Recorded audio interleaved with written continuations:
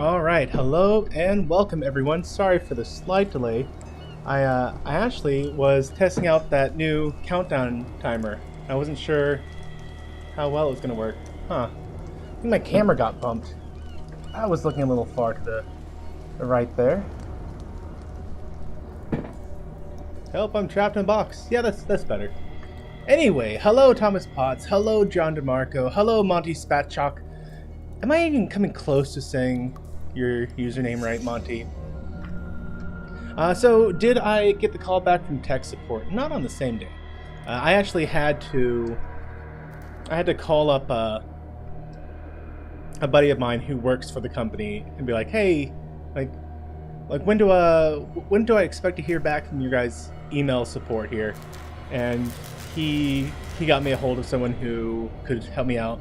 And then after I finally got in touch with him, no sooner had I hung up that call than they finally called me back, like over 24 hours later, which not super impressive in terms of callback time.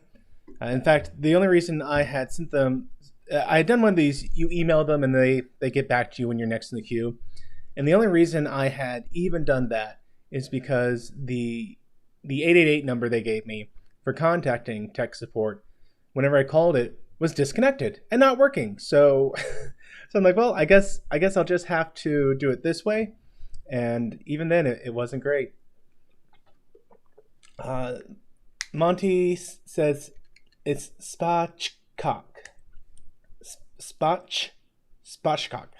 I'm not gonna get that, Monty. How you doing, Monty? I'm sorry. I'm gonna have to call you just Monty there. Man, I'll just cover that up with my body there. Kind of got off centered. I feel guilty about Elizabeth, but I need the diversion. Okay, so yes, we had somehow like gone into the memory of this nurse, and we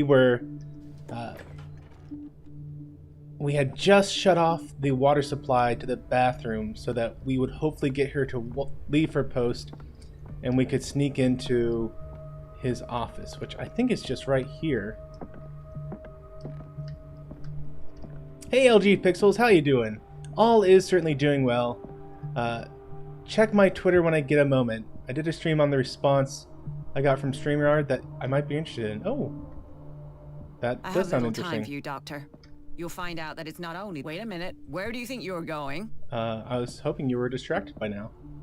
Dr. Colden. Mrs. Donovan. Nobody goes into Dr. Fuller's office. But rest assured, I'll tell him you came by. That won't be necessary. Thank you. I will tell him, nonetheless. I was hoping you were distracted by now. Hey, 14 Barber, how you doing? There's a phrase that means something very different in England than America, but it's still bathroom related. Hashtag bum piss? I'm not even familiar with that phrase at all. In either an American or England sense. It's temperamental, if I understand correctly. Yeah, I was hoping I had turned it off. Dr. Colden, might there be a problem with the water? There we go. I was about to mention it. It seems it's been cut off yet again. I can't take this, Marie. I feel I'm gonna burst. It's not your fault if we have defective plumbing. And yet, I'm the one who gets punished because I'm gonna have to square off with that annoying old witch. Courage, Elizabeth. Here we go. And hold your tongue this time. Aw, sorry Elizabeth, but it had to be done.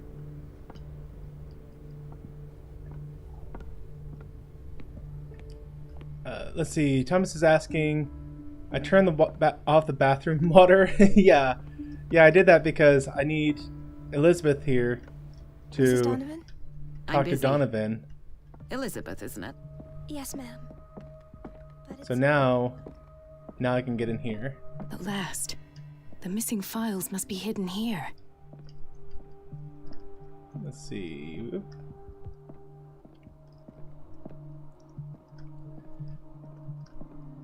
Maybe in a desk? I don't know, that's kind of obvious. Maybe right here? The Stendhal syndrome. Of course. This is where Fuller found his diagnosis for Stendhal Francis syndrome, Sanders. a peculiarly rare mental illness. Subjects display mental disorders linked to an exposure to works of art. Is that real? I'm gonna have to look that up later. Stendhal syndrome.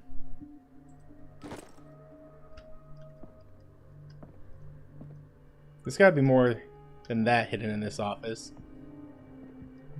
Like, it seems like a waste to make me go through all that trouble I should go another way. just to have me get a single book. Like, bust open a cabinet or something. Come on. And Monty's saying that he's extremely English, and even he didn't get that phrase, bum piss.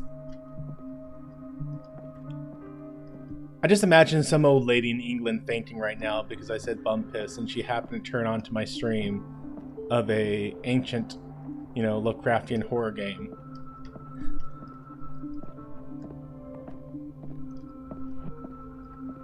Is that it?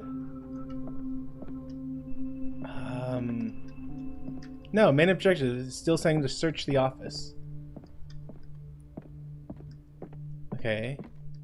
Something is wrong with these masts. It's some sort of puzzle.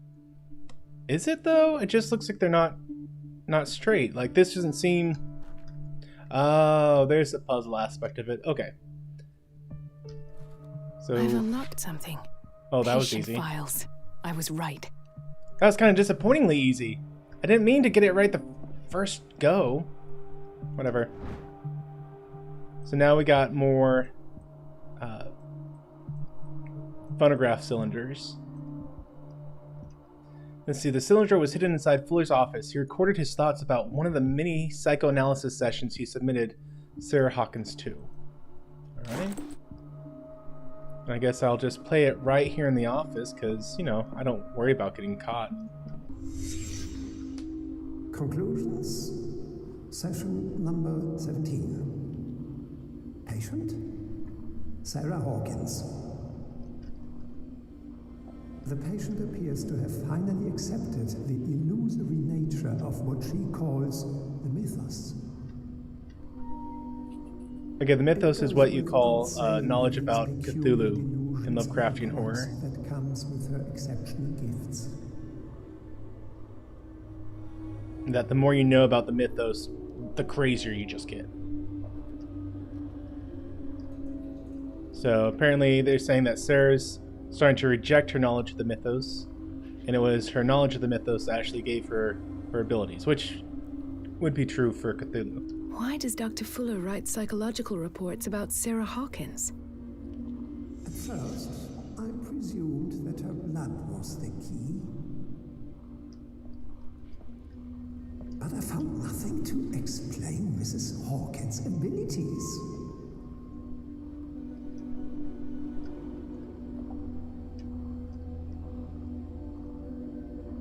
Hey, Jitsi Lemons, how you doing?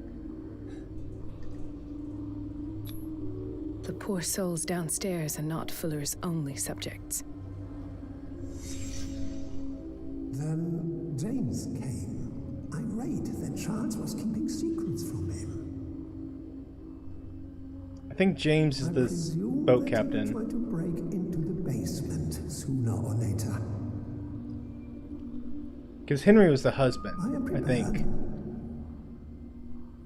Yeah, Thomas, it plays a holographic recording of what happened. It's a really advanced, old-fashioned 1920s technology. Hawkins, Fitzroy, and Fuller. What is the connection between these three? It is fortunate that I had the presence of mind to set the morgue in the basement. When all the fuss about the Hawkins incident finally comes to an end, I will dispose of her belongings. In the meantime, they must remain hidden in plain sight. So is this Sarah's corpse? A little macabre. Of course. Sarah Hawkins is the connection. A partly burned shoe. It seems like it belonged to Sarah Hawkins. Okay, so now I need to... Oh, it's asking me to leave the reconstruction scene. I guess I've done everything I need to here. That is one thing I kind of wish that Why is Ethan on medication? it would give me more leeway in terms of like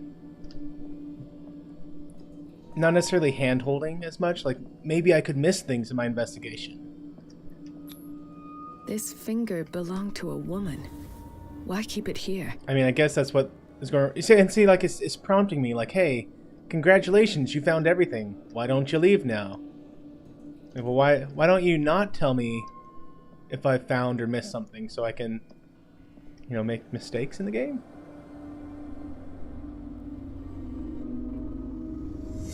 I must go back to the basement.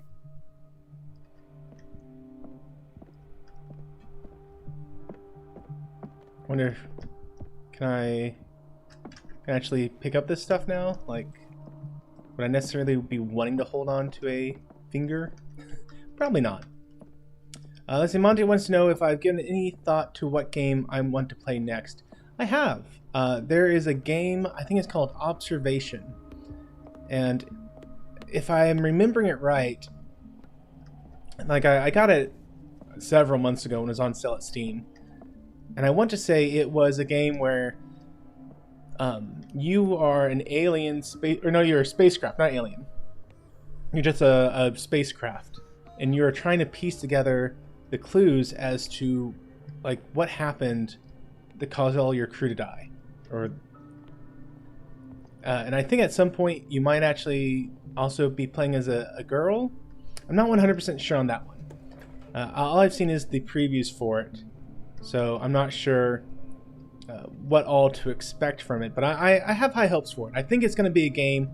It's either going to be more of a puzzle adventure game, or it's going to be more of an interactive game. I'm really hoping for an interactive game because I really enjoyed the first Let's Play I did on this channel, which was a Let's Play of the Talos Principle.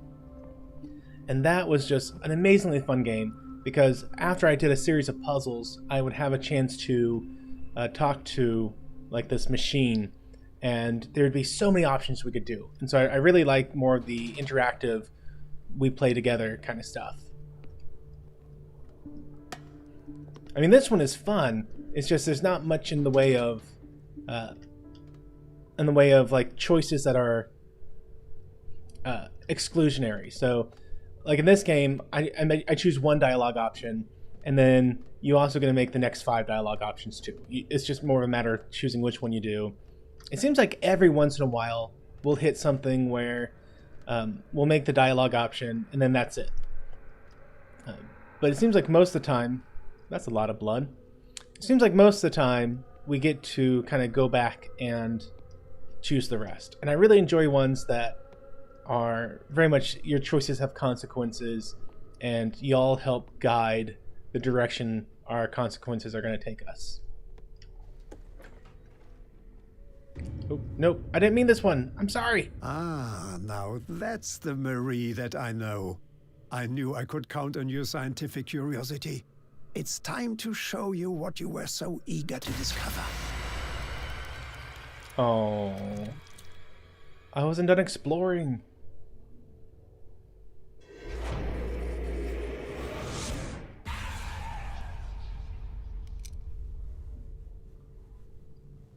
If you're gonna shoot me, at least have the decency to look me in the eyes.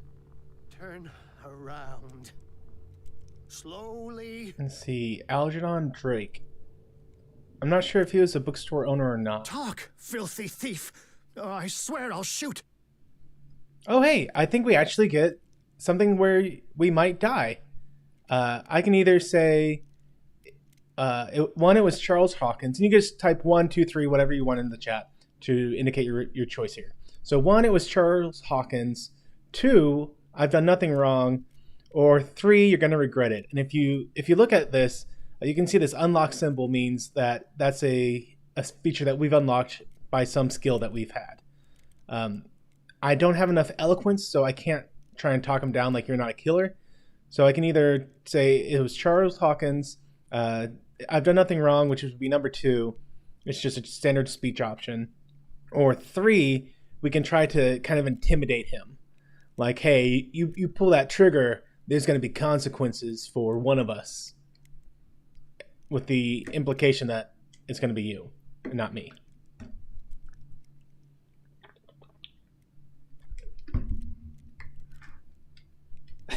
Three, two, one. Let's see. Do we have enough people on here to have someone do a tiebreaker vote? I think there might be some people lurking in the background. So I don't have a 3-sided quarter. I usually do a 3-sided quarter to settle disputes. Let's see. What do I do have at my disposal right now? What's that? That's an 8-sided dice. That's not going to be any good. A 20-sided dice. That's somehow equally less good. And another 20-sided dice. Rats. Tell you what, we are going to do a coin toss just between the first two. So it came in as a 3 and 2 for me. So heads will be 3, tails will be 2. And it is heads. I think I said that was 3. So we're going to intimidate him. You're going to regret it. Oh, crap. I can't select that one. I guess that's what the red means. That was dumb of me. Sorry, guys. So let's do a head flip between 1 and 2. So 1 will be heads and tails will be 2. Let's try this again. We're going to do 1. So it was Charles Hawkins. Take a minute to look around. Everything points to Charles Hawkins. He's dead. No. He was here for a very specific item. Oh, no.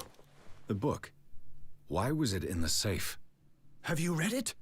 Answer the question. How foolish of you. Now you won't be able to escape his will. What did it show you? Okay, so our options are 1, I'm not sure, or 2, that Marie Colden was there. And we would have 3, but I don't have enough ranks in occult to get that option. Monty's saying that's the same guy with the beard attached. Okay, seriously, they just have the one character model. I'm convinced of it, and they just do a little. Looks like they put on a wrinkle and some moles and called it a day. Which, I mean, I get it. It saves space, but you think you'd have a handful of models and not just like some textures you slap on top of the models. I guess it's sufficient, but I kind of wonder now if all they have is the 2 models, like a model for guys and a model for girls, maybe? I don't know. John's saying 1, so I'm not sure. Or 2, Marie Colden was there. So, okay, I'm not sure. What did it show you? Who knows? I was there, and then I was elsewhere. No. The book can't transport you. Thomas, I don't think that was an option. Whose life did the Necronomicon choose to show you? Dr. Colden. She was at the Riverside Institute. She's in danger. I have to go. Wait. No one knows the occult better than me. You might need my help. Okay, so 1, yes, we're going to accept his help, or 2, we're going to go it alone. And he says he knows the occult better than anyone, but I mean, look at those. He's definitely seen stuff. I mean, he has the mad scribblings on the inner arm, and he has look at his left hand there. It's like got a bite mark or a burn mark taken out of it or something. Okay, everyone's saying yes. It's dangerous to go alone. Let's go together. All right. I might need you after all. Perfect. Let's meet later at the Hawkins mansion. Now go. Rescue the doctor. Thank you, Drake. Oh, you're not coming with me right now. All right.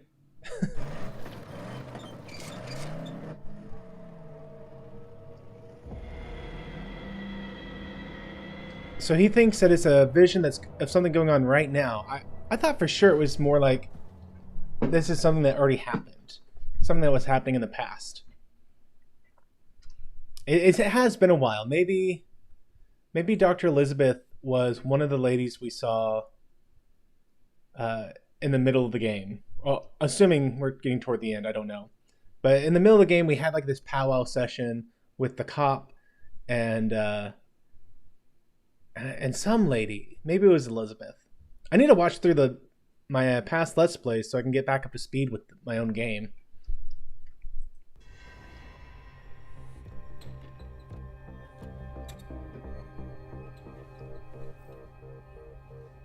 But I do remember there was a mobster lady named Kat. Who's kind of running the island. I pray that Colden is really here and alive. Oh neat, we're right back in the mental institution. Just gonna do some B&E, don't mind me. Diary of the Pastor's Wife, Volume 1. The Diary of Reverend Wickwood's wife. Her husband John built the first Hawkins home, called Hilltop, at the end of the 17th century. They were among the first white colonists of the island. The previous inhabitants disappeared mysteriously 3 centuries earlier. An old diary. Well, it happens. The Scylla is here. Like in the vision. Colden came this way. Oh shoot, I've forgotten how to put away this stupid lantern.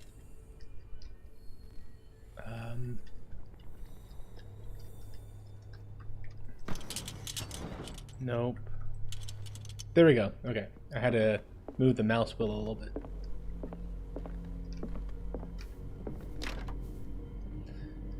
So last night, we decided to go ahead and break down and get my son Enough time wasted.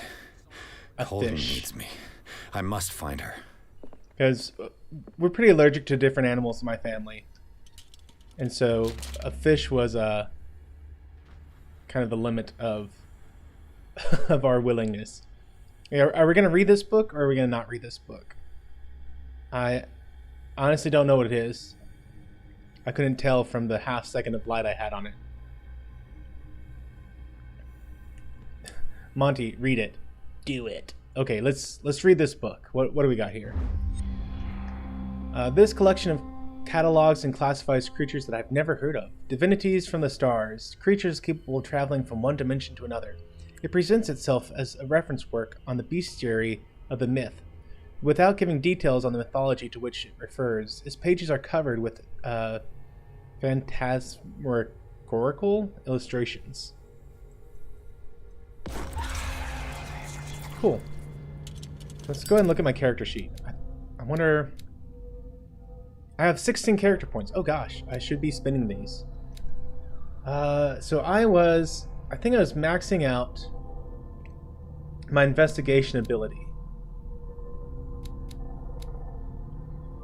Yeah, I was maxing out. So the way they've done this is that the only way to increase my medicine ability is to discover things like books and stuff.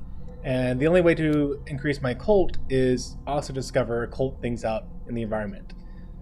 These are both kind of on the lower side, I feel like, so it makes me think that there's things I've been missing through the game. But everything else, I get to invest points into. And the more points I have, the more options open up for me. Like, I was just able to pick a lot because I had enough ranks in investigation. It looks like everything...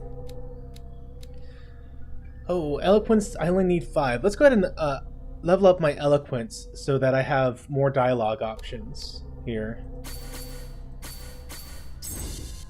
And then I'm not too worried about strength right now because typically coming in and smashing stuff isn't usually how I play these games. But I do want to go ahead and rank up my spot hidden, because that's going to be my next lowest.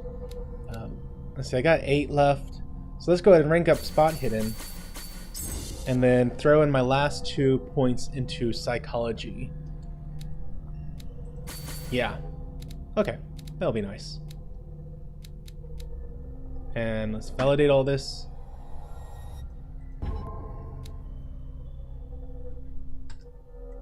Okay, good. I don't want that. Nope. Nope. There we go. Okay, can't get out that way. So yeah, we got him a fish. He's been dying for some sort of pet. and we can't do regular animals. I had a cat growing up, and I liked them a lot, but he oh,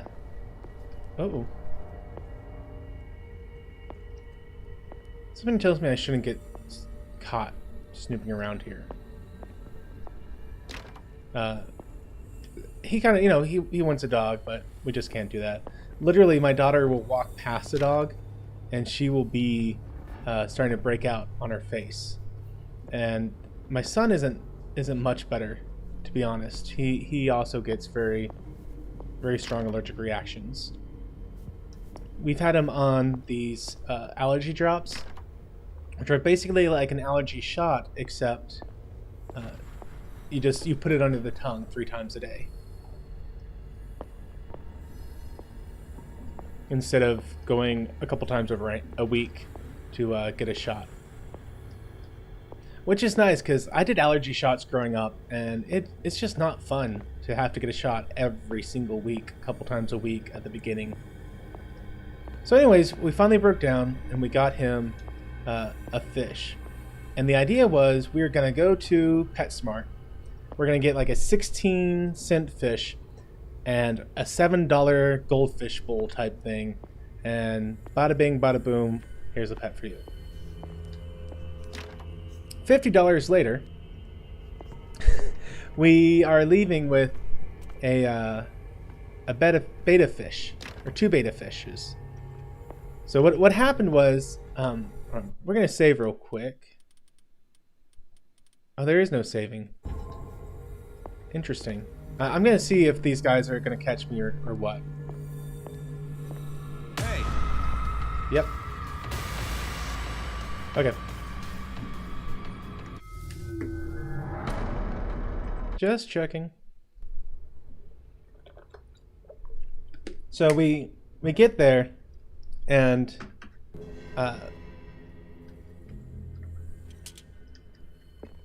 so first off we find a fish tank that is like, it's usually $40.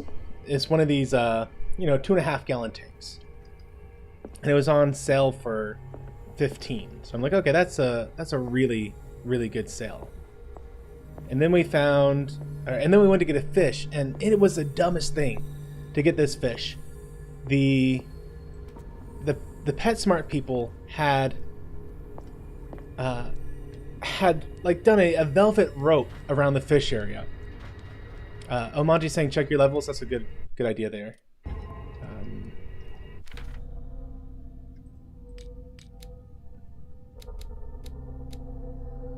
Good call. It did not keep my levels.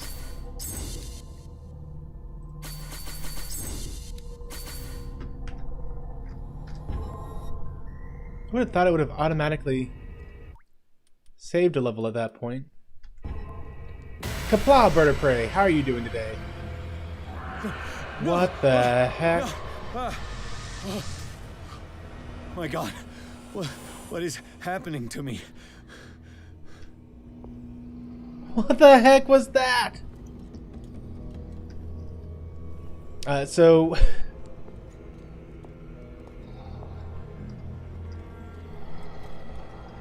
do I just follow the glowing stuff? I mean,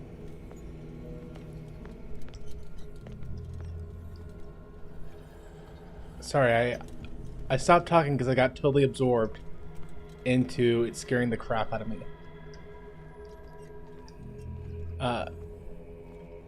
So yeah, it is a 2.5 gallon tank, and they had cordoned off the fish tank area because they're like, well, this is too small, so you can't social distance, so you have to get permission before you come in here. And we're like, well, this is the dumbest thing ever. We're all wearing face masks already. So they finally let us in, and we're like, we just want a 16-cent goldfish. And the guy's like, well, you can't get a goldfish to live in one of these tanks. And we're like, excuse us?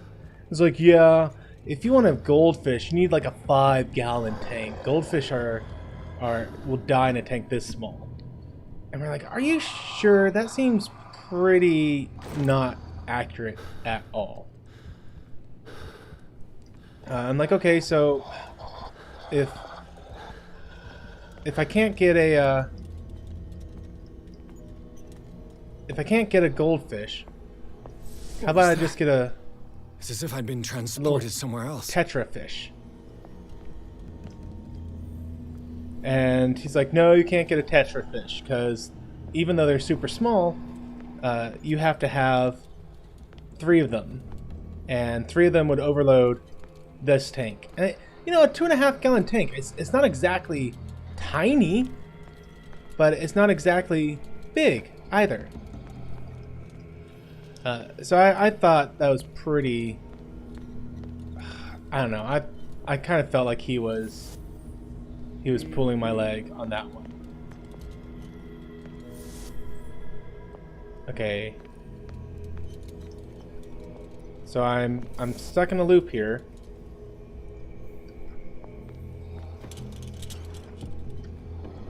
Maybe if I go in the dark? Huh. But anyway, we're like, whatever. We gotta get the gravel anyway, so we pay for the gravel. And maybe if I duck under here?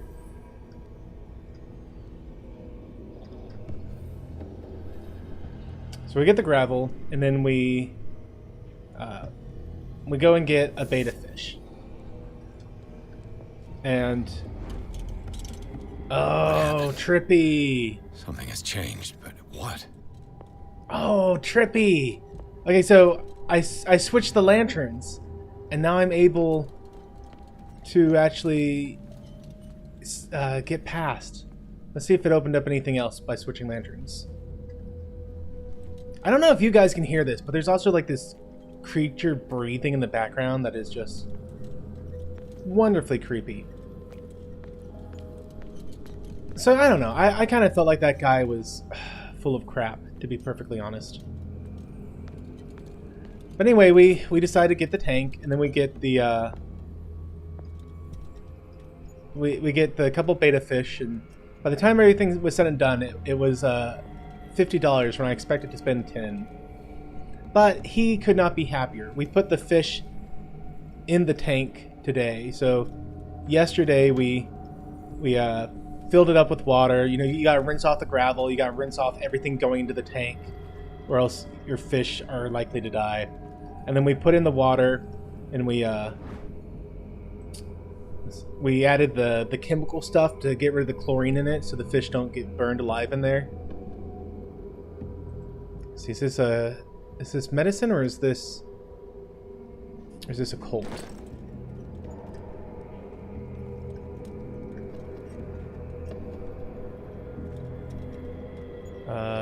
It's a dead end? I don't like dead ends.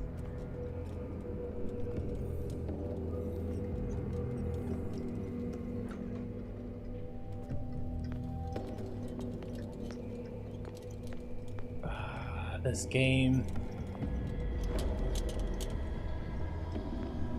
Okay, let's try walking through here now. Ah, this game.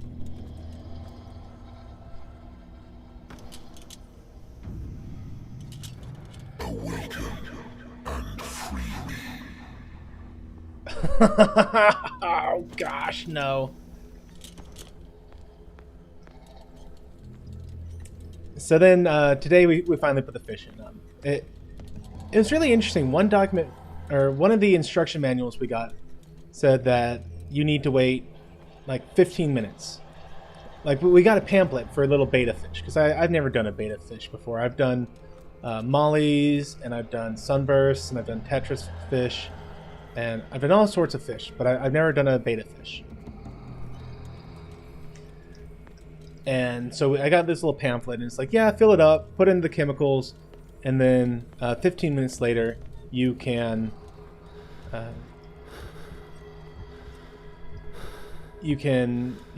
the fish in. Well, I think we all heard that one.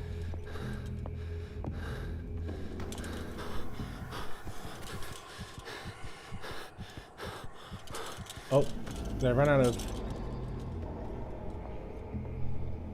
what is going on here?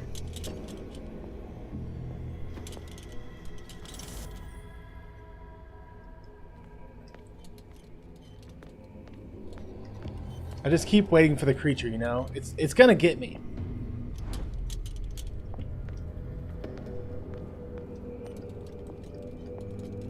Okay, I can't get through there with this. Looks like. Okay, here we go. I think, yes, this is what I need to do. First, I open the door with the red light, and I need to come back with the green light. Okay, so I actually heard like some really bad reviews for this game, just to be upfront and honest. Like, people who had played this and really liked Call of Cthulhu said that they thought it was light on the Cthulhu mythos. And I'm going to, this point in the game, completely reject this review. I think they're 100% wrong. This game is really doing great at giving this whole insanity kind of stuff going on. And I think it's great.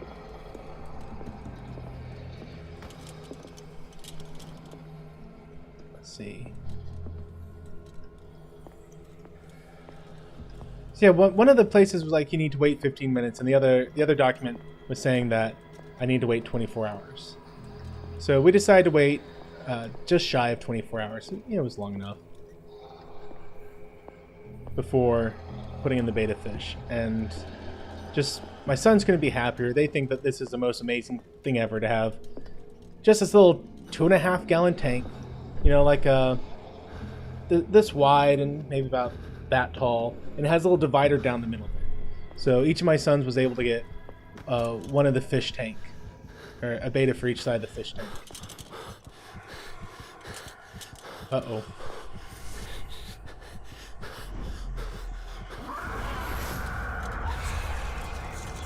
Okay.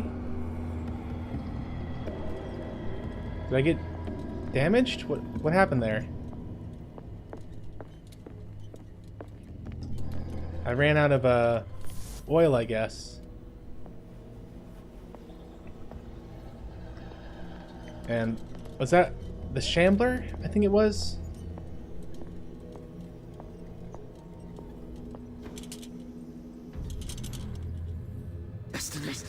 It has trapped you.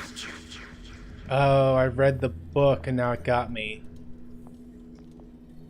Okay, let's see. What do I need to do here? I've done that.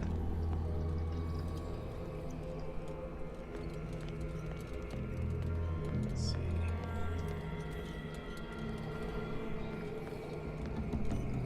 Gotta go through here. And I increase the brightness and get rid of this stuff, right? Yeah.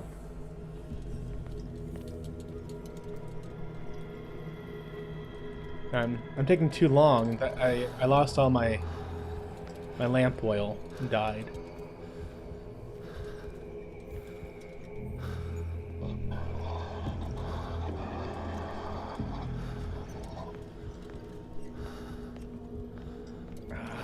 This game.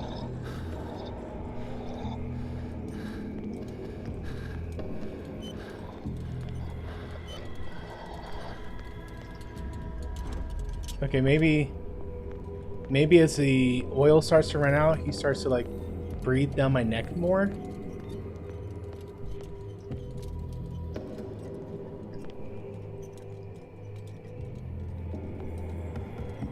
Let's see.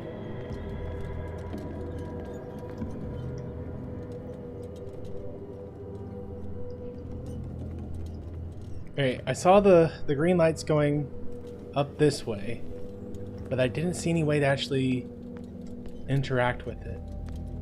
Am I missing anything? Well, clearly, or else I'd or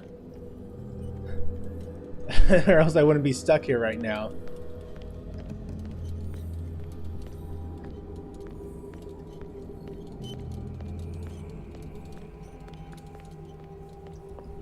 Yeah, Monty, the encroaching darkness. Very much a Cthulhu idea.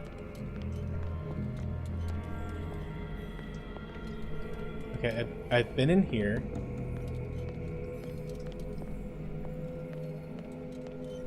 I'm missing something. I want to get whatever that is on the other side of this barrier. I haven't made it there yet. Okay, by any chance did that refill my... Okay, good. It did refill my lamp.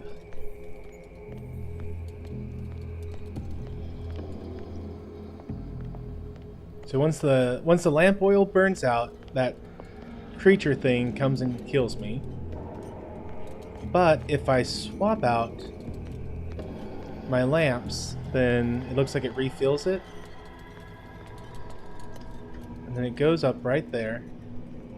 Maybe I need to shine my light here? Nope.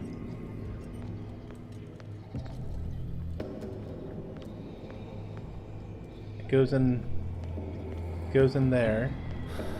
But I can't get in there. Oh, here we go. Now I need to quickly switch out lamps before I get killed.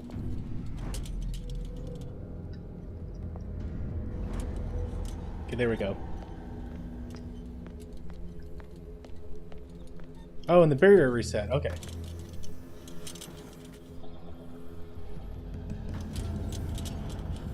Okay. Y'all all saw that, right?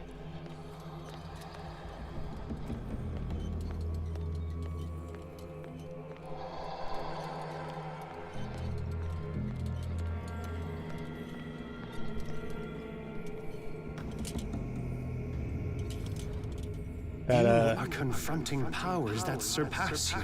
Yeah, no joke. You all saw that creature lurching around, right?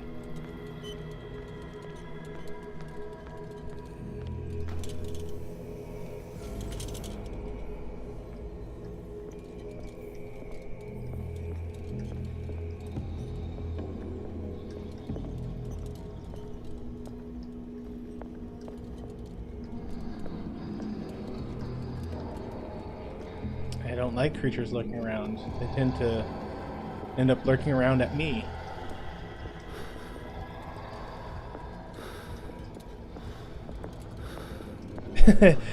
It's a Wiccan? No, I don't think it was a Wiccan, Thomas.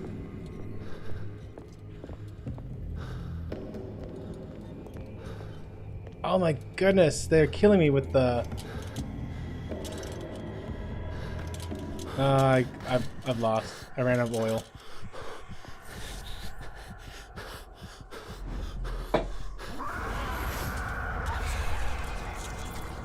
At least it doesn't seem like it's a permanent game over type situation. Like when it gets me, it looks like it just resets me, which that's not too bad. I need to stop exploring. It's just I like finding extra stuff, you know?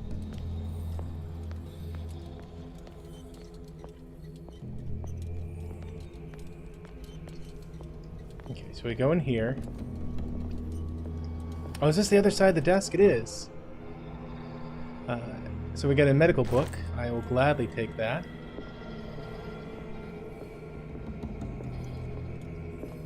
Goes through a door.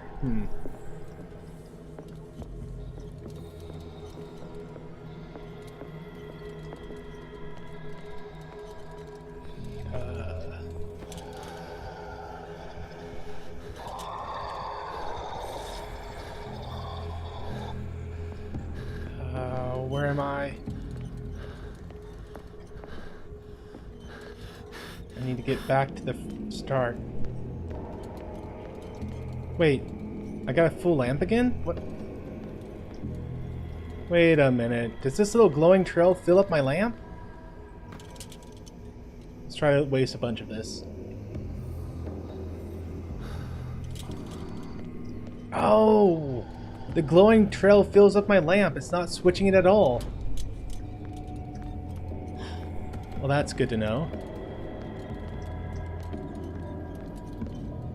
Okay, but for real, these shadow distances they're doing whenever I'm using the green lamp, they are just freaking me out whenever the shadow gets to be like a foot away from me.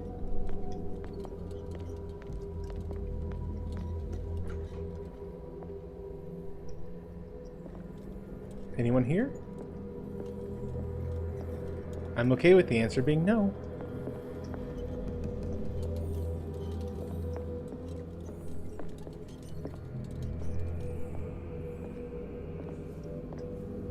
Simani's saying this, the lamps are switching me to different areas. Some walls are blocked when others are not when I switch. I think what it's doing is, it's the same area, I think. But, like, the lamps are revealing different things. And that by using this red light lamp, I'm able to interact with, like, this door that has the occult symbols on it, which was over here. Whereas without the red lamp, that the occult symbol's hidden, I'm unable to interact with it. What you up today, Captain Trek? Wait, can I actually leave? Okay, I didn't think so.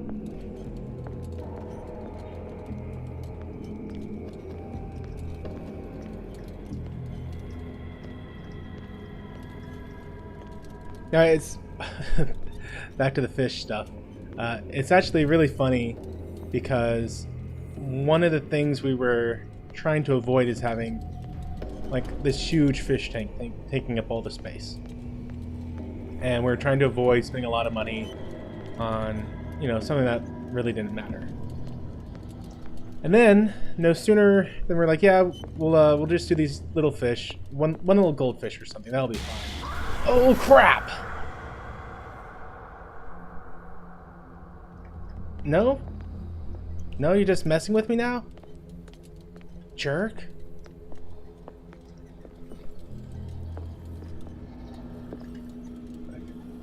Can I fill up my no?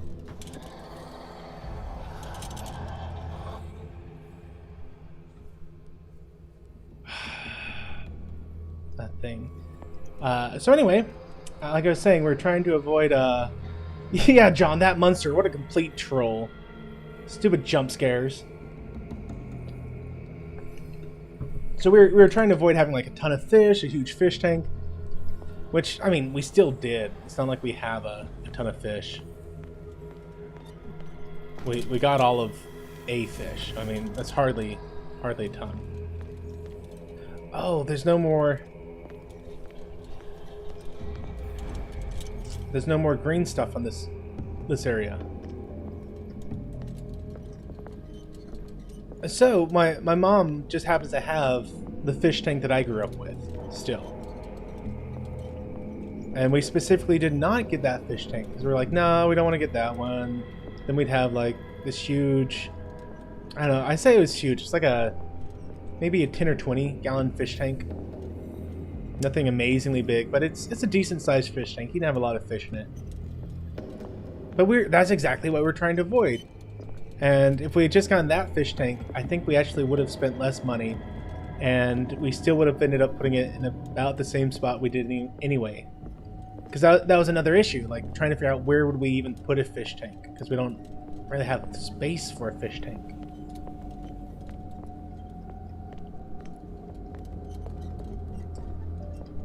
But gosh, my son, he really lucked out here, just completely lucked out.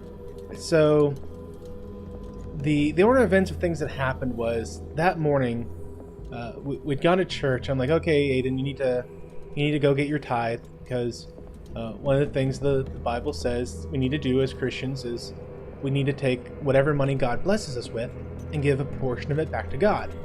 Now, the Jewish people, in the old Levitical law, that was supposed to be 10%.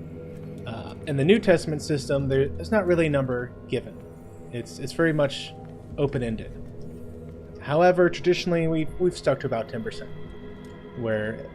So if I get $10, I give $1 back to God as a way of expressing my gratitude for the money that He's first provided me with. And I explained to my son that everything above and beyond that is what in the Levitical system would have been called a free will offering. It's something that wasn't required under any of the the festivals or any of the atonement for sin sort of sacrifices. It was just, you being thankful above and beyond what God required you to do. So yesterday, we're getting his tithe ready, and he goes, Dad, I'd like to give all my money to God. I'm like, well, that's great. I'm not going to stop you, but I mean, do you understand? Like, it's all of it. You won't be able to use it if there's things you're saving up for, you won't be able to get those things for a long time. He's like, yeah, Dad, I really want to give all of it to God. So I said, okay. And I also had a chat with him about how, that's fine to do as a young man. You're not married, you have no kids. But once you get married, though, you're not able to do things like that because God has required that a young man takes care of his family.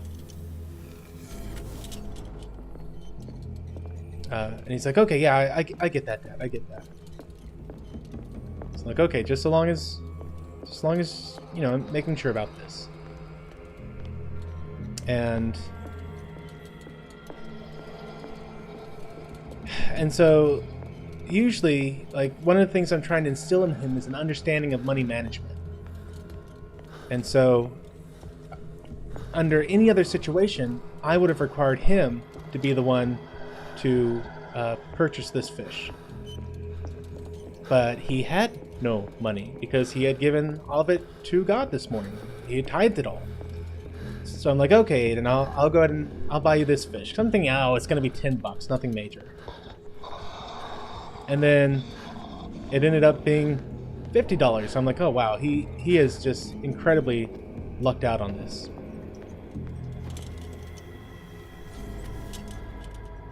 It looks like things are back to normal.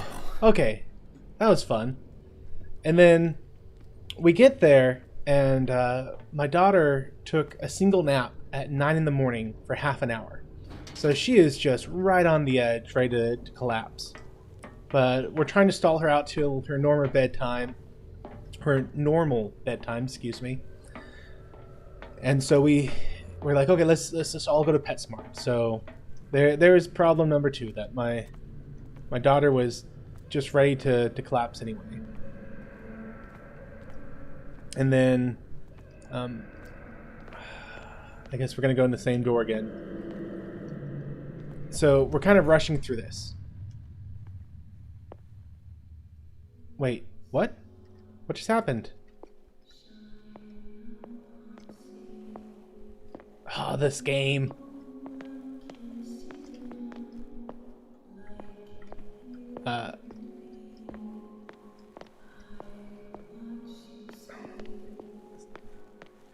So we're trying to rush through here, and all these different things are happening. It never ends. And then so my wife's like, okay, I'm gonna run my daughter out to the van.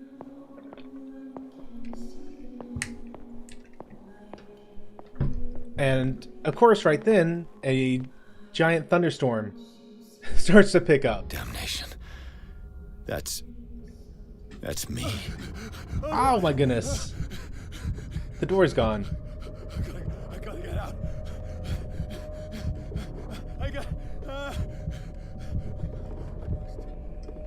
And the door's back. Is that Elizabeth in there? Pierce, I found her. I finally know what's going on. You must live and find the truth. It is already too late for me. Colden? What's going on? Was it a hallucination?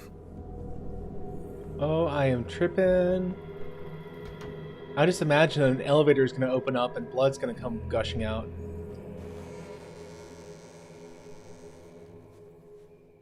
Please take a seat and be quiet, Mr. Pierce. I'll be with you in a moment. Now, anyone who's squeamish, you might want to look away. I got a guess about what we're about to see.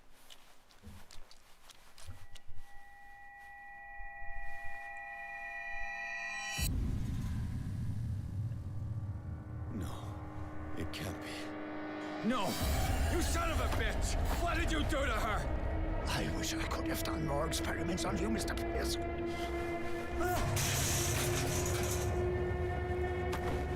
I said, what did you do to her? You shouldn't be sorry for your friend. You should envy her. Murderer! This madness must stop!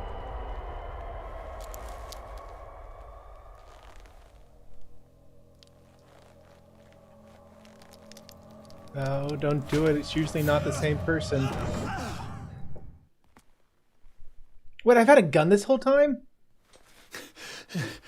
Colden?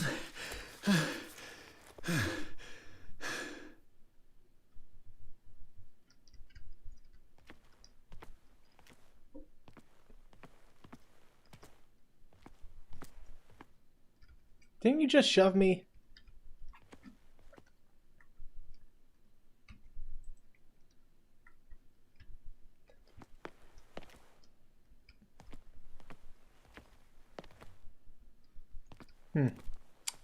Well.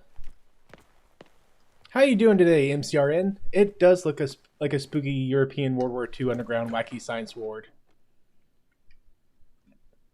Can I not? I prefer not to go into the darkness again.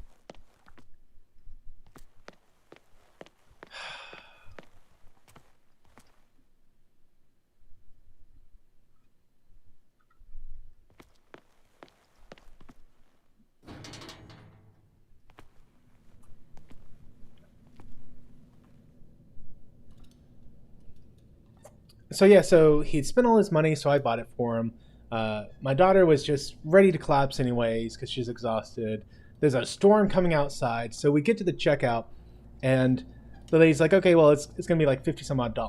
And if it hadn't been for all those things put together, I would have been like $50. I'm not spending $50 on like what comes down to 2 beta fish.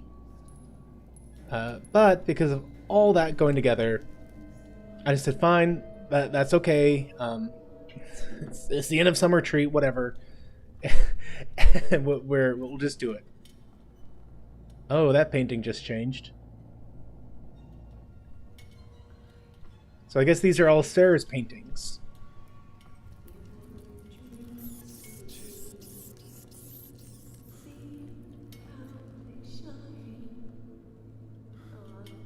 And that is only part of a person. That's gross.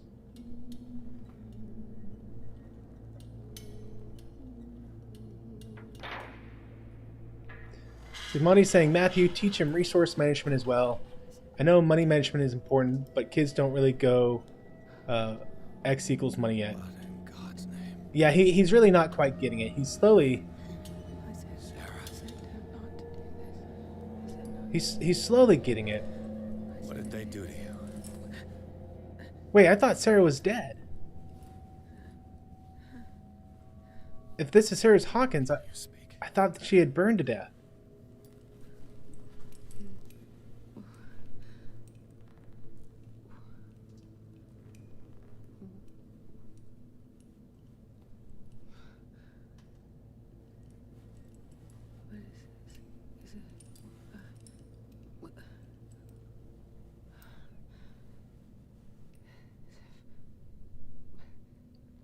Of course, I thought I'd been crushed by rocks at one point in this game, so it's hard to tell.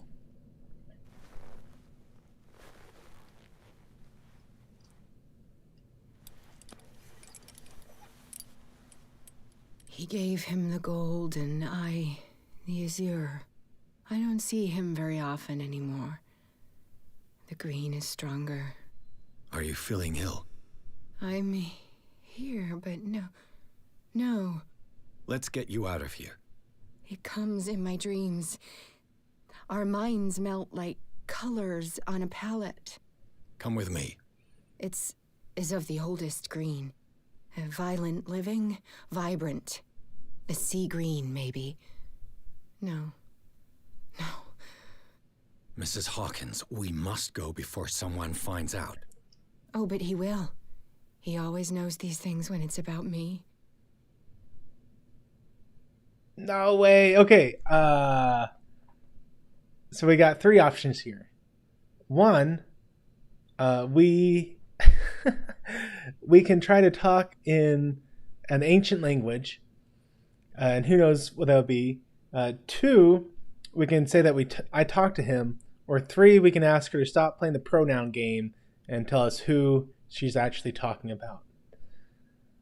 And Monty's saying, I'd like to write a horror set in the trenches of World War I tying into Cthulhu. That would be fun. So there's actually a spot on my bike route that I stopped by, and it's like some government building, but it looks like a great sort of, if I can get the floor plans for it ever, which hopefully they're just like public records. I think that the building would make for a great environment, like kind of a psychological horror type thing for a Cthulhu campaign. And yes, Jitsu, she very much needs cleaning up. So what do you guys want here? We're going to do number 1, the ancient language is what I'm assuming. 2, that we're going to tell her that we talked to him. Or 3, are we going to, ask her to stop being pronoun games? And yeah, Thomas, it's too bad I can't do them all. Sometimes you can. Sometimes it gives you the option after the first one, but we'll see here. Yeah, you want to see me try and pronounce it? Yeah.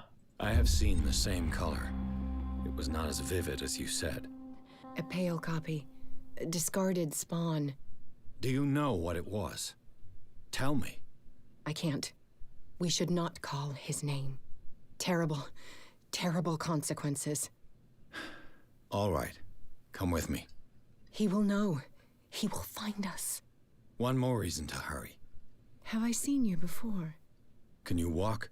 Maybe. I feel like Then we're let's having go two different before your husband conversations. finds us. Me and the lady. Also, It would... he's thinking that she's talking about the husband. I kind of think that we're talking about like the Shambler, or she's talking about the Shambler. So here's different mental trauma I've experienced, and you can see that I haven't gotten them all yet. Let's see. While Pierce's sanity is growing dangerously weaker, his increased sensitivity to the occult opens new ways for him. On rare occasions, he is now able to unearth hidden truths when he speaks to the inhabitants of the island. As with everything connected to the myth, using it comes at a cost. So I think that by choosing that option, I probably lost a little bit of sanity. And then Trapped in Madness, I think that's the one we just went through. That in the death of Colden, a hallucination, or is it the soul flesh of truth and the slow descent into madness that Edward Pierce's mind is undergoing, the detective gained entry into the Riverside Institute in order to help the doctor, and immediately attacked by the Shambler. I think it means like immediately he was attacked by the Shambler. He fled through a transmutated hospital whose architecture respected no physical laws. And then I came across Fuller, and Colden's corpse attacked me. So yeah, there's different weird things going on. It was in your studio. What? You painted me.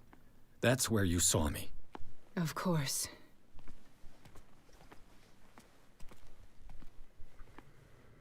The men in white are coming. You mean the guards? This way. Follow me.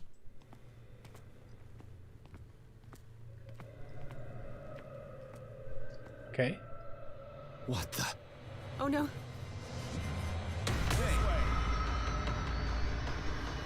Can I run? Hiding hole. You won't get far. Just you wait. Can they see me? Come out of your hiding. You won't get far. Just you wait.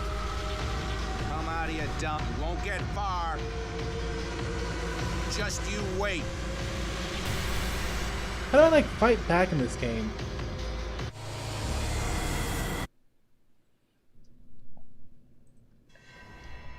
And yes, Thomas, the Krogan hospitals are the nicest ever. Studio. What?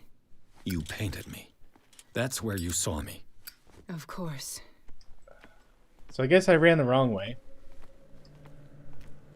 The men in white are coming. You mean the guards? This way. Follow me. What the? Oh no. Oh yeah, I should have gone the same way she did. Somehow she got in front of me? Move it, sister.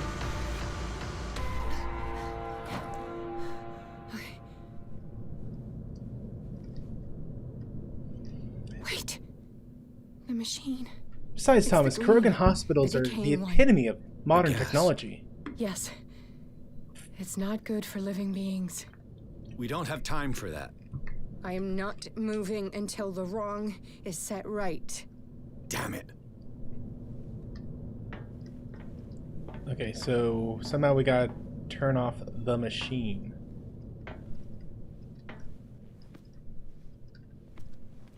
How do we turn off the machine?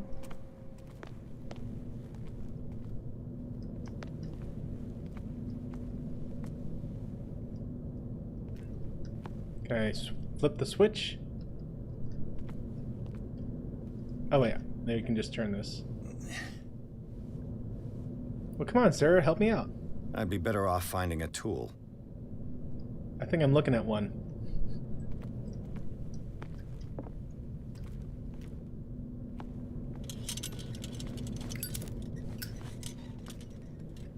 No, just want my ladder.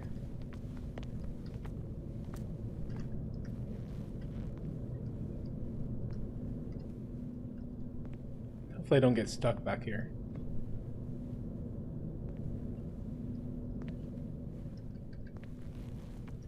Here we go. Perfect.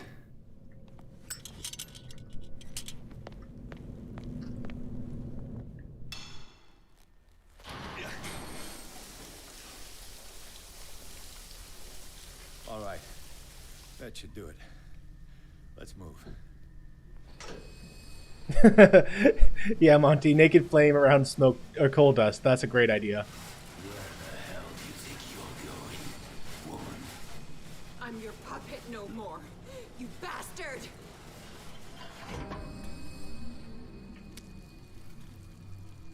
You're my wife. My wife. You owe me obedience. He doesn't look too hot. Leave her alone. We're leaving this crazy island.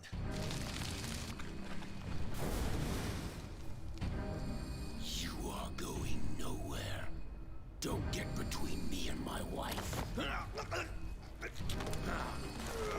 Ew, tinfully.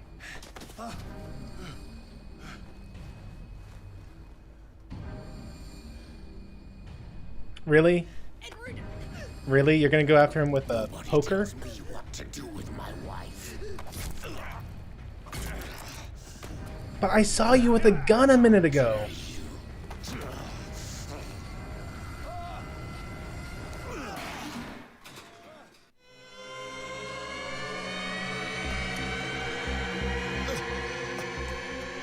No! Why should I let you take her away when I could snap your neck? Okay, one, you're incapable of protecting her. Two, you have no future with her. Or, I can't do that one. So one or two. One, you're incapable of protecting. Two, you have no future. I'm assuming I got a limited time here. Yeah, we'll go with All one. you did for her safety was throwing her in this rat hole. Hey, Joseph Petrick, how are you doing today, I my friend? hid her well enough. You let Fuller play with her. Stop.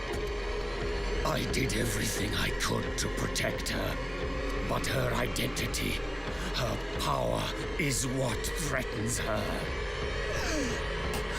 What? Sarah has seen things, has made things you can't even begin to imagine. Oh, Would you I still killed one of them. I save can her imagine. If I told you that she is even more dangerous than I am. So one, it doesn't matter, or two, she has been trapped here for months. Yeah, John's asking, do guns work against typical human hybrids? I agree with Monty. I found an ounce of lead tends to deal with most problems real and unreal. So yeah, one, it doesn't matter, or two, she has been trapped here for months. Oh, sorry to hear that, Joseph. Vacation getting rained out with storms and rains. Okay, so one, it doesn't matter. She needs help. No.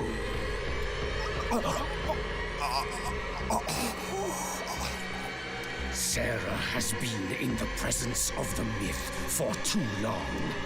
You're not looking much better, buddy. Darkwater, she would still hear his call. And the cult will always be here, waiting for her. Then we get rid of its members. You are out of your league, detective. So is it trying to say that They Charles is a control good guy? the whole island.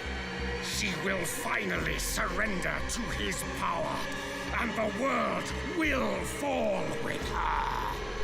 Don't!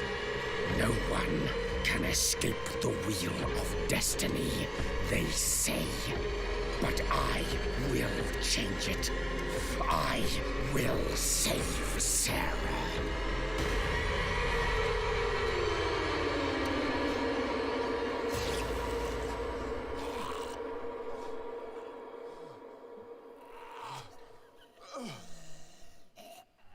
So wait, are all the tentacly people not the bad guys of this game? Are they actually the ones trying to stop Cthulhu?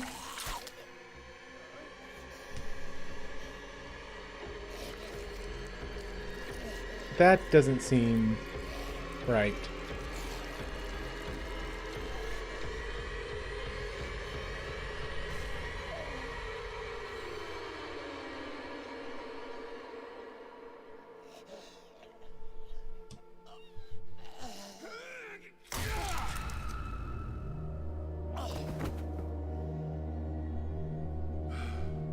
Where did I find an axe?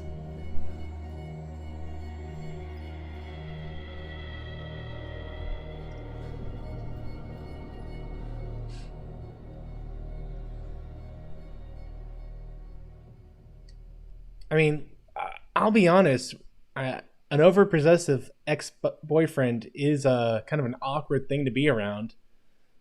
But that seemed a little excessive. See, after the death of Colden, Pierce, victim of hallucinations, advanced inside the Riverside Institute to the point of discovering Sarah Hawkins, alive, prisoner of Dr. Fuller. The last confrontation between Charles Hawkins and his life has revealed that the man, under his monstrous appearance, tried to protect her from the influence of the myth. He warned Pierce if Sarah succumbs to the lure of the occult, she will lose all free will, allowing the cult to bring its plan to fruition, summon an ancient and evil god. Henceforth, Pierce must know more about Sarah Hawkins' intentions and find a way to protect her.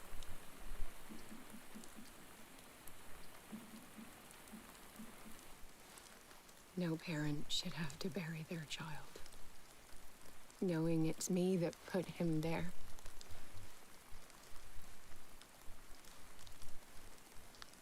The guilt will never go away. I feel your pain. I'll do anything to get him back. Anything. Oh, that's a red flag. My work was what lured me here in the first place.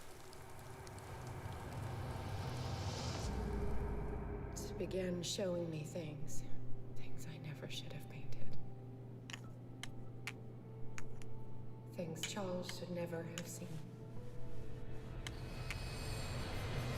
What am I to you?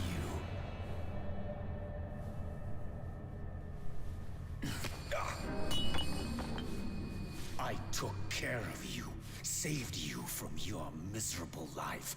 You'll never find a man better than me. You owe me. I owe you nothing. We'll leave now.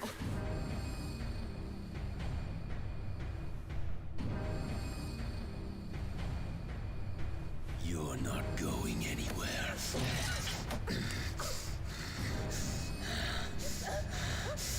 You are mine.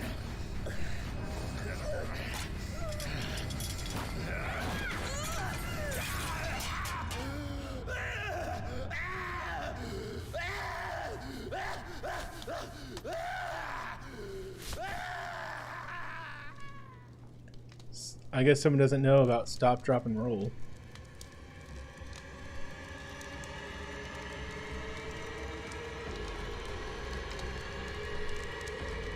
Yeah, Jizzy's saying, yeah, that's not good storytelling right there. Like, yeah, they're doing a basically good job. It's just like that was a really big what moment.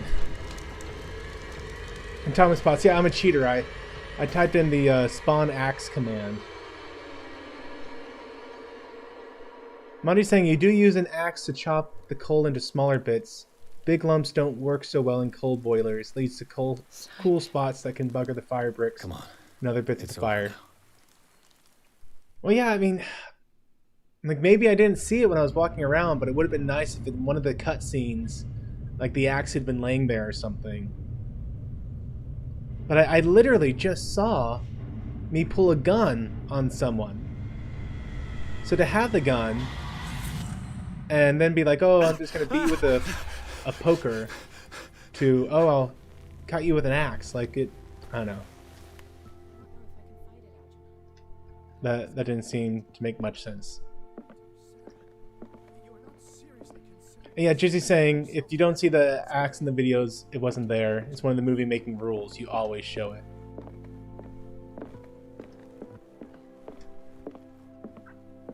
Yeah, like Chekhov's gun. If you're going to make a big deal about Chekhov's gun sitting above the mantle in the first scene, then by the end of the third scene, or at some point in the play, the character should at some point use Chekhov's gun. Was Sarah Hawkins telling the truth?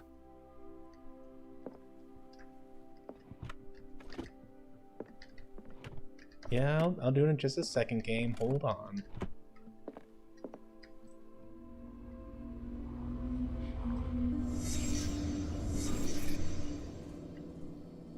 I mean, or at the very least, you make sure that people know it was like a red herring. Like they try to use the gun and then something else happens.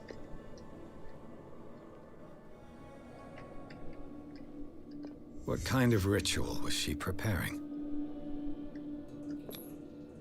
Was the painting of the Shambler displayed here?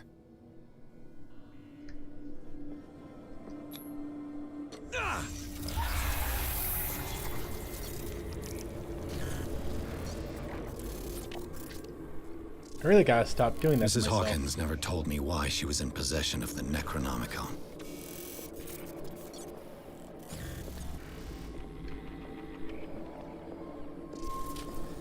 I'm really starting to wonder if we saved the wrong person just there.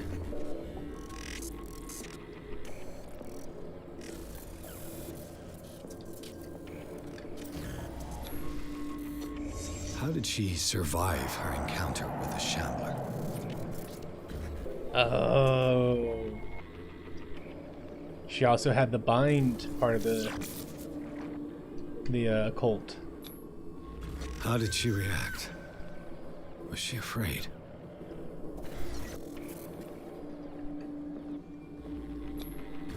Charles Hawkins was ready to do anything to protect his wife.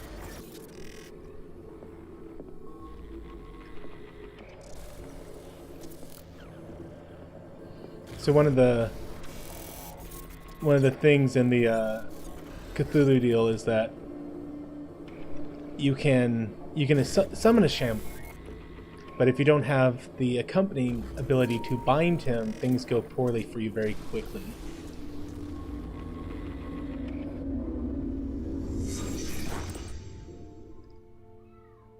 Wait, failed? I failed the investigation? Hold up. What was my last checkpoint?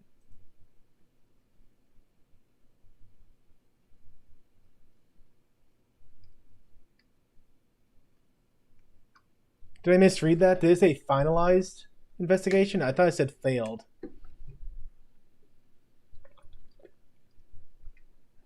And Jitsy's saying, yeah, confirmed, no axe at all.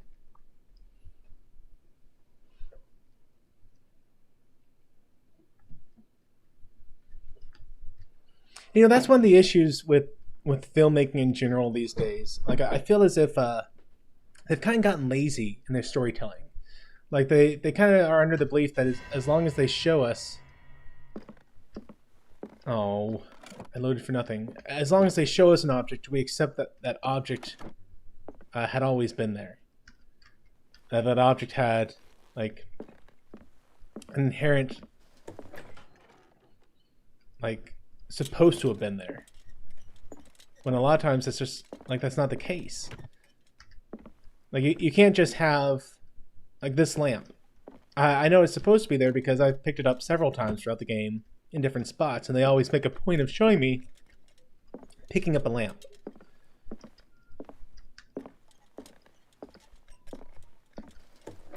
But you can't just be like, oh, and now, you know, he has a horse. Well, where did the horse come from? Where, you know, if all of a sudden there's like a phaser, where did he get the phaser? Are we in a sci-fi setting, or are things just happening at random now? Which, if you're going for a good psychological kind of head scratcher, then having things happen at random, or seemingly at random, can make for a good story. It really keeps the audience confused about what's going on, how much this is real, how much this is in his head, that kind of stuff. But even then, the randomness has to have a good like driving force behind it. Like, by the end of a movie, even if it's supposed to be one where no one's really supposed to know one way or the other what happened, how it ended, there should have been enough of the movie to support a theory. So let's say your movie's happening, you're trying to figure out if this guy's crazy, and then the end scene happens and it fades to black, and you're left with a big question: did the guy get out, or did he go crazy now he's in a mental institution? And there should be enough of a theme throughout the whole movie, enough supporting evidence for me to go, oh yeah, here's my argument for why I think that he made it out, or yeah, this is why I think that he is locked up in an insane asylum somewhere. You know, kind of like Deep Space Nine, the episodes where Cisco was in the past as what was his name, Brooks? Something Brooks, maybe? Alexander Brooks? Am I thinking of someone else? You know, where he was the writer. And they had a follow-up episode where, you know, he thought he was in a mental institution, and he was telling everyone that the people are real. He's real in here to me. Benny Russell. Thanks, John. And so it's one of those things where you get to the end of the episode, and it's like, well, okay, was any of this real? Was all this just the fevered dreamings of a crazy man? Damn it. The entrance to the tunnel has been buried following the cave-in. But at least I didn't dream it. And then at the flip side, it's also one of those things where it's like, well, was this all just him being insane? Like, has all of Deep Space Nine just been his imaginings? And they even ended that episode with, didn't they end that episode with him, like, looking out into space, and the reflection, was that a Benny? Or was that even a follow-up episode to the follow-up episode? It's one of those things where that's how a good insanity story really needs to go. Where even though things are happening completely at random, I need to be able to walk away and say, based on this series of events, something happened. How are you, Bradley? It's you, Pierce. I'm just worried about Marie. I mean, Dr. Colden. Have you had any news? Ooh. Oh. So this is Dr. Colden's boyfriend or fiance, I forget which. Are we going to, one, tell him the truth, or two, are we going to lie to him? So the truth is that Dr. Colden was brutally murdered by Dr. Fuller. Or are we going to lie and probably say something like, oh, we couldn't find her, who knows what happened to her? And John's saying, I read that the showrunners considered having the last scene of DS9 being a pullback to see Benny Russell watching the show, but it got nixed by the hires up. You know, I think I'm glad that they nixed that. One of the things I enjoy, if you're gonna do a psychological movie or a psychological show or an episode even, I want you to leave it up to me to decide. Leave enough breadcrumbs there for basically both sides to be right, but leave it up to the fans to debate and decide over it. I think having it pull out and him having been like, oh, now I get to see it, that's like pulling too much of reality into track. And we're going to tell the truth, okay? I'm so sorry, Bradley. I could do nothing to save her. What do you mean? What happened? I'm not sure what happened, but I found her body in the cellars of Riverside. You sure that you've got nothing to do with it? If she hadn't tried to help you, she might still be alive. Okay. I thought it was like, are you sure you didn't kill her? Truly. It's that slug Fuller. I swear I'll shoot him. What do you say, Pierce? Are you with me? Oh, this is a lot of options. Okay, starting from the top left. 1, Marie Colden would not have wanted that. 2, Fuller will pay the price. 3, are we going to try that weird language thing again?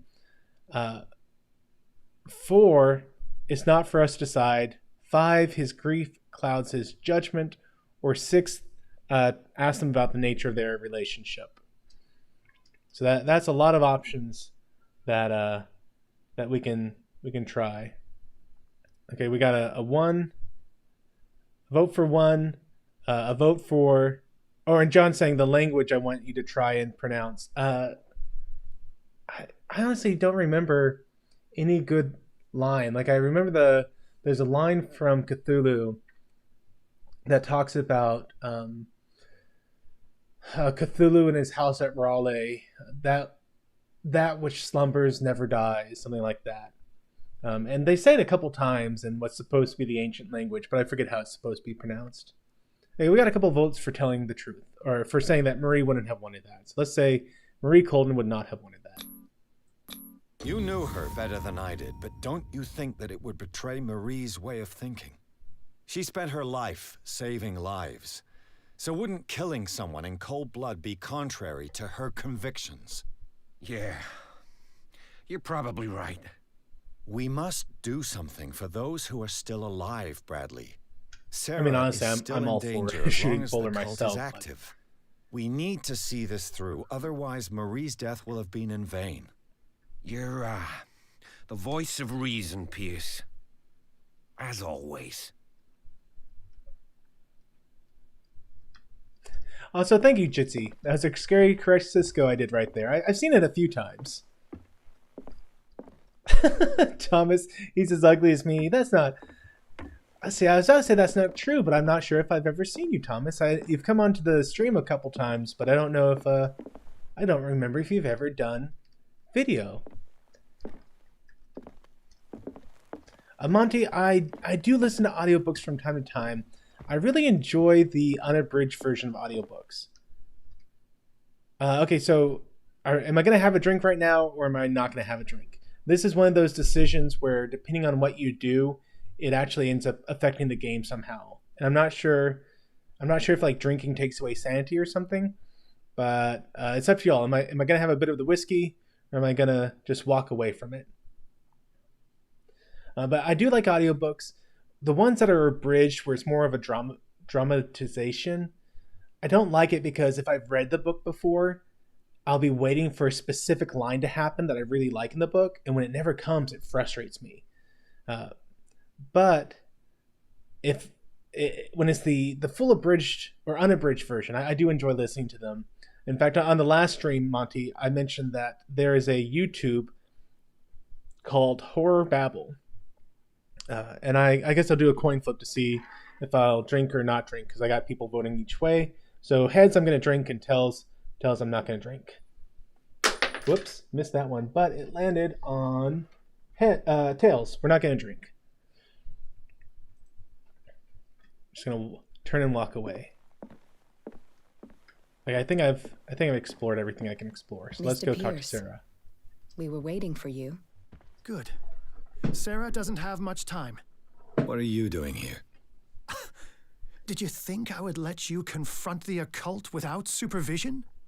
This is too dangerous for a bookworm like you. Algernon, I need to talk to Mr. Pierce. Very well, Sarah. I will be in Charles Hawkins' office. You might also say your husband's office. Monty's saying, try the Destroyerman series. A U.S. World War I destroyer gets trapped or transported to another world like ours, but dinosaurs still exist, and another species that are like cat lemurs. Okay, Destroyerman. And I mentioned this last week. Let me pull it up real quick here on YouTube. See if I can't find it, and I'll put it into the chat. But it is Horror Babble. One word, I think. Is this the right guy? Let's see. This doesn't seem like the right guy. Or if it is, he changed his web or his banner on YouTube. Let's see, Horror Babble, Call of Cthulhu. Let's do it that way. And I'll put a link to this because the way he did this, he did a great job of taking the Call of Cthulhu and putting it into a video, into an audiobook format. Let's see, and there I am. I'm looking over there, so I can just pop it in. Okay, there it is in the chat. Okay, we'll talk to Sarah, and then it's probably about time. I wrap this up. You seem different. Yes. When I woke up this morning, my mind was sharper. Cleaner. I can still hear the voice calling me. It is so strong. So ancient. Enticing. Dangerous. I may never be able to escape his grip, but for now, I can keep it at bay. I know what I owe you, Mr. Pierce. But I can't come back to Boston with you. Okay, let's see. So we can't do that option. So 1, we can say that Charles Hawkins is dead. We can't do that. 2, we can say it's because of the Wanderer. Or 3, I can kind of confront her and say that you and Drake are up to something. And Monty's saying that the cats are getting hunted by the dinosaurs and the destroyer crew take them into the Industrial Revolution. But the dinosaurs partner with the Japanese and learn to make muskets and airships. That sounds very interesting. Yeah, so whenever I do have to travel, which, I do it from time to time for my work, usually it's not too far. Usually it's something like either Mineral Wells, which is, I don't know, maybe an hour and a half for me, or East Texas, which is more like 3 hours. Every once in a while, I'd have to go far out to West Texas, and that's like a 6-hour drive. But usually, it's usually within an hour to 3 hours, so not too bad. But I'll turn on an audiobook, and recently I've been listening to the Discworld novel series again because I really enjoy the kind of dry British humor of Terry Pratchett.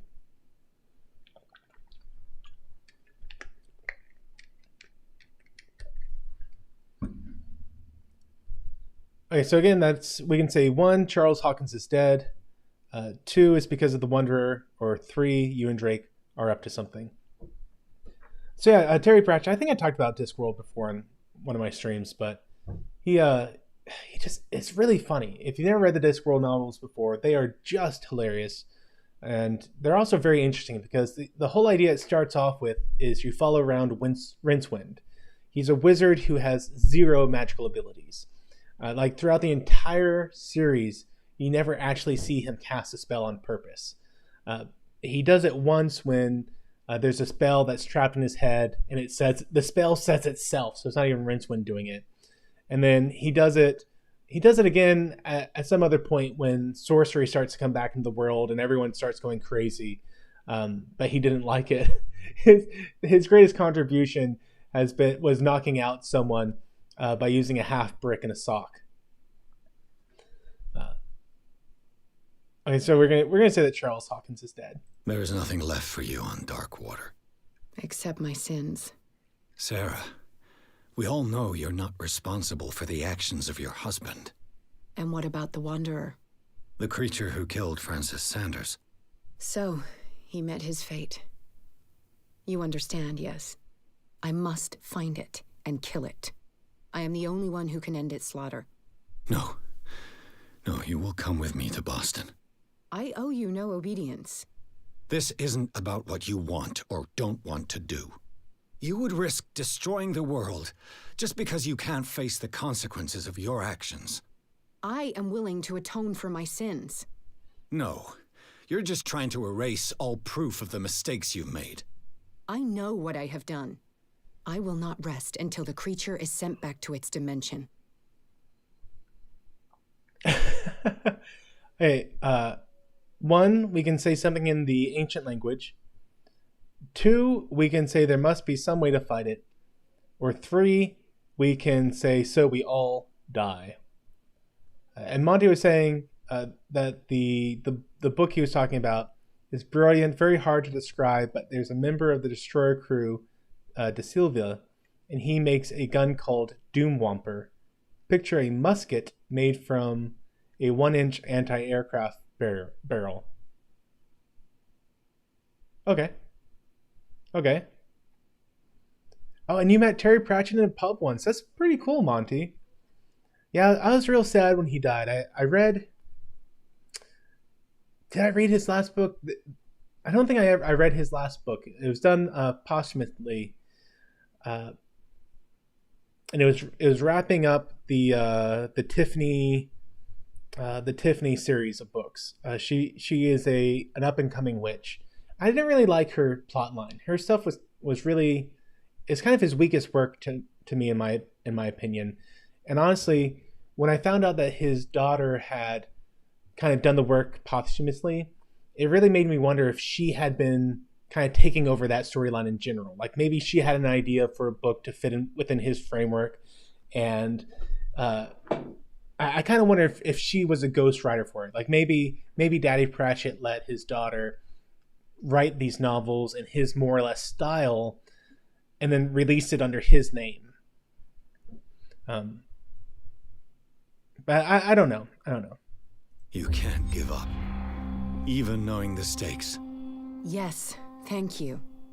Still, I won't let you go. What? You will stay here until I find a safe way to return to Boston. That's ridiculous. Listen, Algernon knows of a way to protect me. Help him find what he seeks, and we may all survive this battle. All right. I'll help you. Yeah, that's the name of it, Monty. I Shall Wear Midnight. Which Monty was saying it was his kids series of books. Yeah, I mean the We Free Men series with Tiffany and the were they gnomes? They're supposed to be Scottish people basically, but I know it's supposed to be his kid series of books. It's just kind of his weaker one. His weaker ones. And I don't know if it was just that I didn't enjoy the more witchcrafty way he was going with it. Because one of the things I really enjoyed about the Terry Pratchett books is that it took place in a world of magic, and very few people actually did magic. Like even the most advanced wizards, whenever it came time to do real magic, they kind of shied away from it. And it was just hilarious to me that they went that route. And then you got the Tiffany series of books, and it was just like, and now she's doing magic, and now she's doing magic, and now she's doing magic. And it was like, okay. Yes, Monty, the Night Watch. I love the Night Watch series of books. I'd really love to do, if I ever had the ability, which, I mean, putting together a big production is not something in my wheelhouse. But I would love to do the opening to, which one? It was one of the Night Watch series of books. It was the one right after Sam Vines got married to Lady Sybil. And the scene opens up, and okay, I'll be right there. Where he, like an assassin tries to shoot him. And I think that would make just a fun little short video. Just that one scene where he follows the assassin, and the assassin's stuck up on a rafter about to fall into a pit of baby dragons. But my wife was just at the door. She needs some immediate help. So guys, thank you so much for helping, or thank you so much for hanging out with me I gotta go take care of a son who's apparently locked himself in a bathroom. And so, until the next time, may the Lord bless you and keep you. May the Lord cause his face to shine upon you and be gracious to you. May the Lord lift up his countenance upon you and give you peace. Amen. Thank you so much for watching this video. If you liked it, please share it, and as always, don't forget to like, comment, and subscribe. And if you haven't already, be sure to hit that bell icon to be kept up to date with all the new videos that I release on this channel. And as always, may the Lord bless you and keep you. May the Lord make his face shine upon you and be gracious to you. May the Lord lift up his countenance upon you and give you peace. Amen.